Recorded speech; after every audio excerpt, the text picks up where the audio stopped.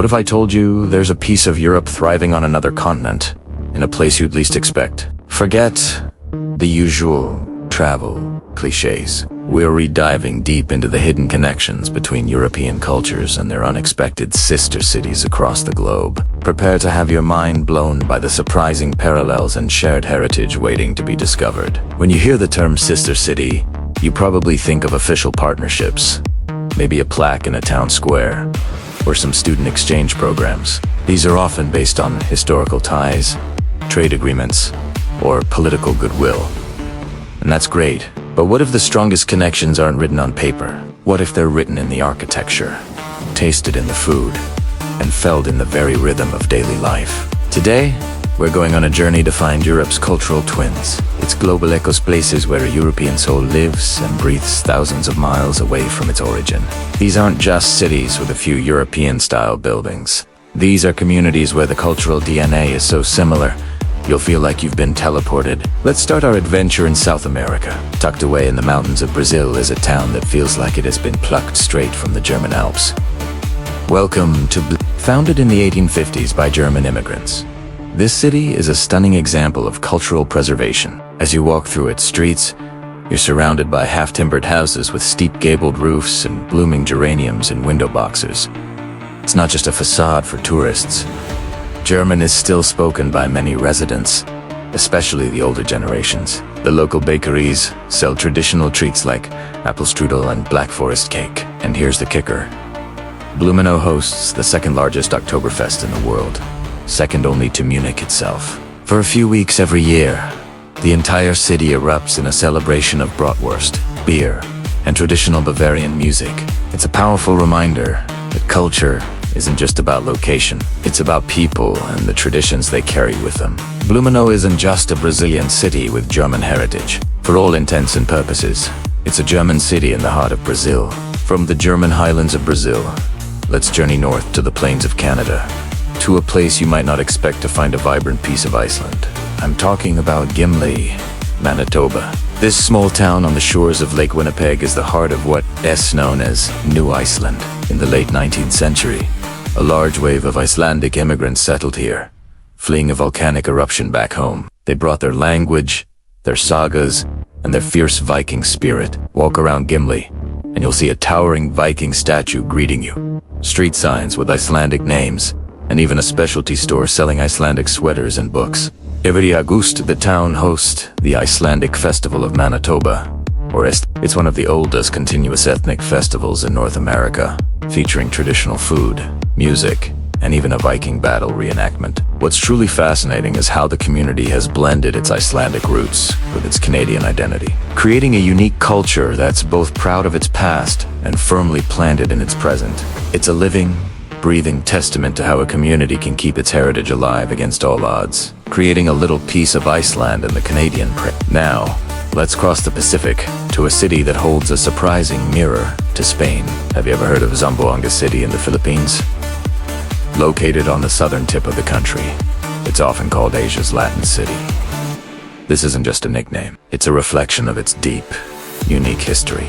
For centuries, Zamboanga was a Spanish stronghold, and its language, Chivocano, is a rare Spanish-based Creole that has survived to this day. Walking through Zamboanga, you can feel the Iberian influence. The historic Fort Pilar is a classic example of Spanish military architecture, and the city's plazas and churches have a distinct colonial feel. But the connection goes deeper than just buildings. The culture is a fascinating fusion. You see it in the festivals, the religious devotion, and the warm, expressive nature of the people. It's a place where Asian and Latin cultures haven't just met, they've blended into something entirely new, yet with a spirit that feels undeniably Spanish. Zamboanga shows us that cultural echoes can be found in language and shared history, creating a connection that spans oceans and centuries. Our next stop takes us to Africa, to a city with an unexpected Italian soul. Asmara, the capital of Eritrea. Known as Little Rome, Asmara city center is a jaw-dropping showcase of early 20th century Italian modernist architecture. During Italy's colonial period in the 1930s, Mussolini envisioned Asmara as a futuristic Italian city in Africa. Architects were given free rein, resulting in a stunning collection of futurist, Art Deco, and rationalist buildings that you won't find anywhere else in the world. There is a Fiat service station designed to look like an airplane in a cinema that is a masterpiece of Art Deco design. But it's not just about the buildings. The lifestyle in Osmara still carries a distinct Italian flair. The city is famous for its cafe culture. Locals gather in stylish old coffee bars, sipping macchiatos, and enjoying pastries, a daily ritual that feels straight out of Milan or Rome.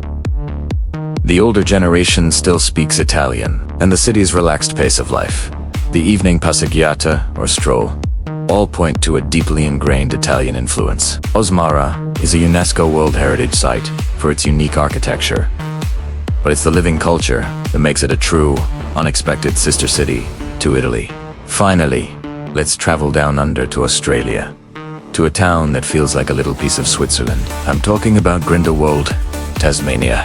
Yes, there's a Grindelwald in Switzerland, and this town was built as a deliberate homage to it. It was the vision of a Dutch immigrant who fell in love with Swiss architecture. In the 1980s, he created a unique residential development with traditional Swiss-style chalets, complete with wide eaves, flower boxers, and intricate woodwork. The village is built around a man-made lake, and you can even find a Swiss-themed shopping arcade in the chapel. It might sound a bit like a theme park, but what makes it special is that it's a real, living community. People live in these chalets, tend to their gardens, and embrace the peaceful, orderly aesthetic. It represents a different kind of sister city, one born not from migration or colonialism, but from pure admiration and the desire to recreate a piece of paradise. It shows that sometimes, cultural reflection can be a conscious choice, a loving tribute that builds a bridge between two very different parts of the world. So what do all these places tell us? They show that Europe isn't just a continent, it's an idea, a collection of cultures that have scattered across the globe like seeds on the wind. In Blumino, Gimli, Zamboanga, Osmara, and Grindelwald, these seeds found fertile ground and grew into something unique, a blend of the old world and the new. These unofficial sister cities are more than just travel curiosities. They are living museums of migration, history, and human connection. They challenge our ideas of what it means to be from a certain place and show us that a piece of home can be found in the most unexpected corners of the world. The next time you travel, look beyond the obvious. You might just find a hidden cultural connection, a global echo waiting to be discovered.